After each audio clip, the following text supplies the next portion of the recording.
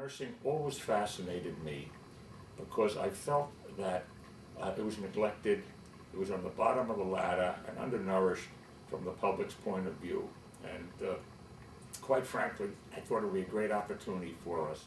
Having made the decision that nursing is great and that they need some encouragement and perhaps some funding from us, we took the jump and jumped into nursing. That's the reason we started with nursing.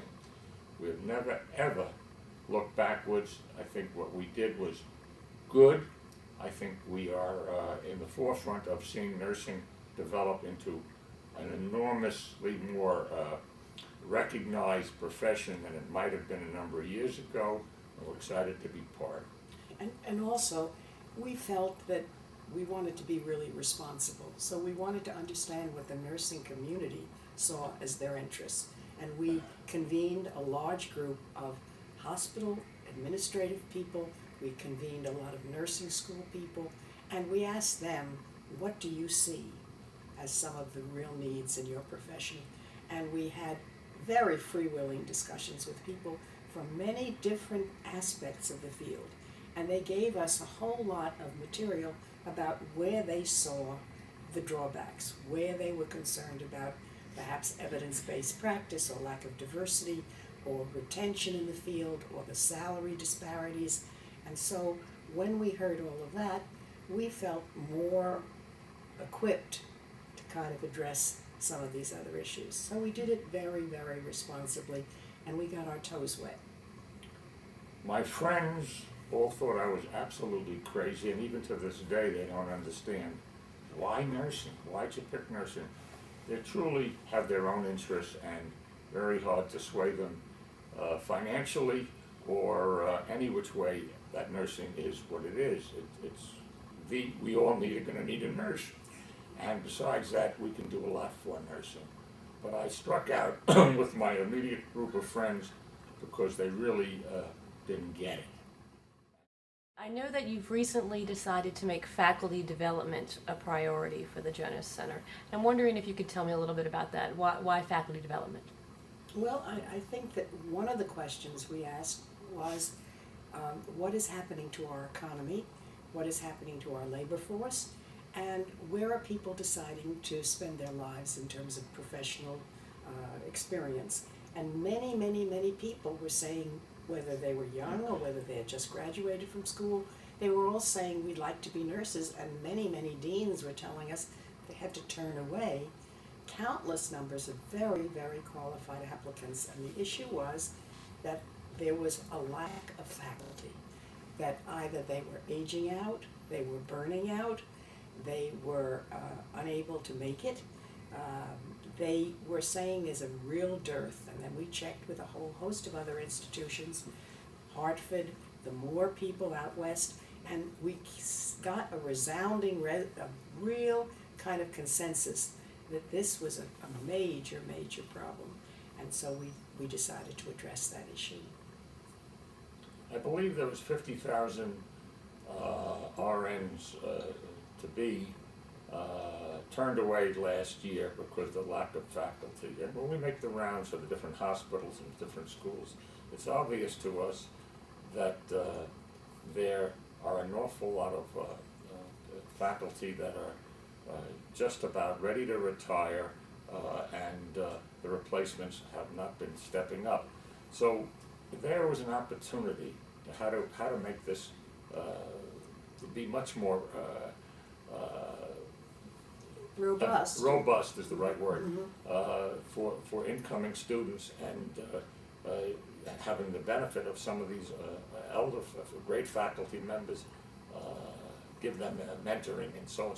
So we are going full blast now to encourage doctoral programs and to enhance, not only in New York, but nationally, to make sure that we don't have a shortage of faculty, because that's the key ingredient for these for this problem to dissipate. Mr. and Mrs. Jonas have been working on faculty development and have really seen an increased need in two ways. One, as they've explained, they really have from the deans of the schools of nursing and from providers, all providers, they've heard two things. One is that they need more nurses, and second, they need nurses that are prepared for the complex need of the patients of the future. And that really is the intersection, I think, and the importance of Hartford's work and being a leader in geriatrics. They have seen for many years the needs of geriatric patients, and I think it's one of the reasons that it's on everybody's agenda and everybody's mind, because of the focus, the interdisciplinary leadership of the Hartford Foundation. And linking that with the need for more nurses and nurses to have more education, to be prepared, I think focusing on faculty development is the one place where Mr. and Mrs. Jonas felt they could have the most impact. Tell us a little bit about your thoughts here with the need for nurses to work with our rapidly aging population. It has been increasingly important for us as a smaller foundation to be aware of the geriatric growth in this country, and are we prepared for it? And Hartford, being the leaders, have certainly set the pace for everybody, and we are so thrilled that we can do some things under their guidance or with them, and make some kind of statement that will be productive for our geriatric population.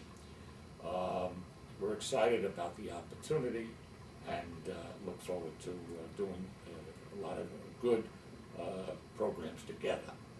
The geriatric population is increasing, and the nature of the kinds of medications are letting us all live longer, so that we live longer, but we have comorbidity, we have many, many other issues that come into play. And I think we need to have the whole healthcare program, as we all know, is complicated, but this is something that we commend Hartford for, because their ability to look at the geriatric community and to take all the exciting strides that you've made is something that we are really quite impressed with, and there's nobody that we felt was more knowledgeable, and we are very honored to do work with you. Could you tell us a little bit about the value of partnership, in talking about foundations? What do you think is important about partnering with other funders? There's two or three reasons really why partnerships are great. One is learning from what someone else has done. Certainly as a new family foundation, there's so much to learn by what other foundations have done. Robert Wood Johnson, Hartford, those that have been in the field for a long time. The second is there's less money for philanthropy just because for economic reasons. It makes so much sense for people to work together, and by sharing the energy and the expertise, more good can come from less money. There's a real synergy for people to work together. And the third reason is the focus on interdisciplinary healthcare work. I think there's such a benefit for foundations to work together that are supporting different disciplines. And the point of all of it is better patient care.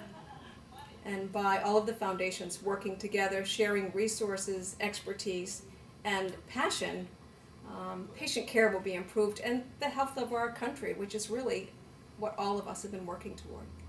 The collaboration of the Hartford scholars and the Jonas scholars will enrich both populations, and I think it will be cross-fertilization, if you will.